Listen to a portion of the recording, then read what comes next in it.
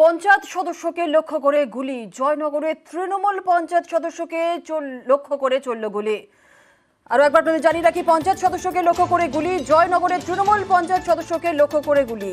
কিন্তু এই তৃণমূল পঞ্চায়েত সদস্যকে লক্ষ্য করে কে বা কারা গুলি চালালো, ঠিক কি ঘটনা ঘটেছিল, পুরো বিষয়টি নিয়ে আপডেট নেব। আমাদের সঙ্গে রয়েছেন আমাদের প্রতিনিধি অর্পণ। সরাসরি চলে যাব অর্পণের কাছে। অর্পণ, ঠিক কি ঘটেছিল?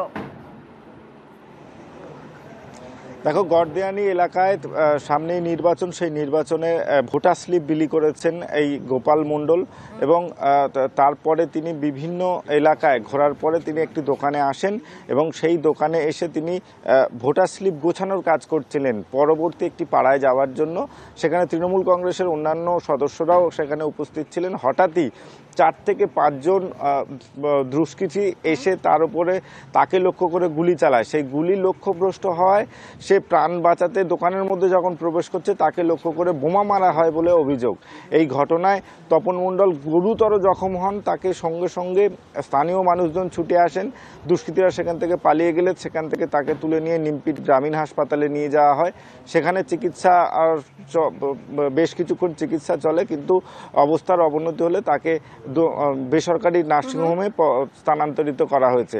তৃণমূল কংগ্রেসের পক্ষ থেকে যেটা স্পষ্টভাবে জানানো হচ্ছে, সামনেই নির্বাচন, এই নির্বাচনে বিজেপির পায়ের তলার মাটি নরম হয়ে গেছে। সেই কারণেই তৃণমূলের উপরে হামলা করে তারা জায়গা তৈরি করার চেষ্টা করছেন এবং এই ঘটনায় বিজেপির পক্ষ থেকে এখনো পর্যন্ত কোনো রকম প্রতিক্রিয়া পাওয়া যায়নি। জানতে চাইবো যে দুষ্কৃতীরা গুলি চালিয়েছে, চিহ্নিতকরণ কি করা সম্ভব হয়েছে? পুলিশ কি বলছে?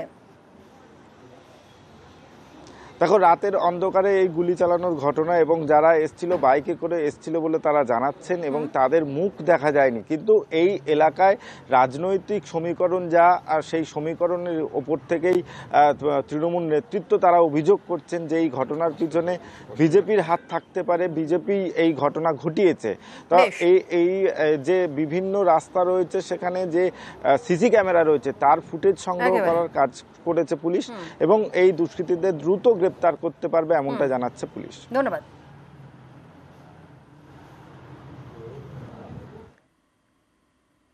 আর কল্যাণীতে শুট আউট, নদিয়ার কল্যাণীতে শুট আউট, স্কুটারে যাওয়ার সময় অজয় মাহাতোকে গুলিবিদ্ধ স্কুটার চালক বিশ্বজিৎ মাহাতো। রঞ্জিত রয়েছে, আরো বিস্তারিত বলবে। রঞ্জিত, কি জানা যাচ্ছে? কল্যাণী থানার সীমান্ত এলাকা দিয়ে অজয় মাহাতো এবং তার সাথে বিশ্বজিৎ দুজন মিলে স্কুটি চালিয়ে যাচ্ছিলেন এবং স্কুটিতে অজয় বসেছিলেন এবং স্কুটি চালাচ্ছিলেন বিশ্বজিৎ। ঠিক সেই সময় সীমান্ত এলাকায় হঠাৎ করে তাকে লক্ষ্য করে গুলি ছোড়ে এবং গুলি অজয়ের পিঠে থেকে সেই গুলি বুক দিয়ে বেরিয়ে এবং সেই বিশ্বজিতের বুকের পাশে সেই গুলি চেত করে বেরিয়ে যায়। এই ঘটনায় রীতিমতো চাঞ্চল্য ছড়ায় এবং এলাকা কিন্তু উত্তেজনা তৈরি হয় এবং গতকাল রাতেই তাকে ঘটনাস্থল থেকে উদ্ধার করে জেএনএম হাসপাতালে নিয়ে যাওয়া হয়। তবে কি কারণে গুলি করা হয়েছে বা কারা করেছে এই নিয়ে কিন্তু ধোঁয়াশা ছিল, কারণ ভর সন্ধ্যায় কল্যাণী শহরের মতো জায়গায় গুলি, সেটা নিয়ে কিন্তু রীতিমতো একটা চাঞ্চল্য তৈরি হয়েছে। ইতিমধ্যেই গতকাল রাত থেকে পুলিশ বিভিন্ন এলাকায় তল্লাশি শুরু করেছে এবং সন্ধ্যার জন্য এক যুবকের নাম উঠে আসছে, তাকে ধরার জন্য বিভিন্ন এলাকায় তল্লাশি চালাচ্ছে। তবে কি কারণে গুলি করা হয়েছে তা সুস্থ হলে জিজ্ঞাসাবাদ করে জানতে পারবে। বেশ, ধন্যবাদ।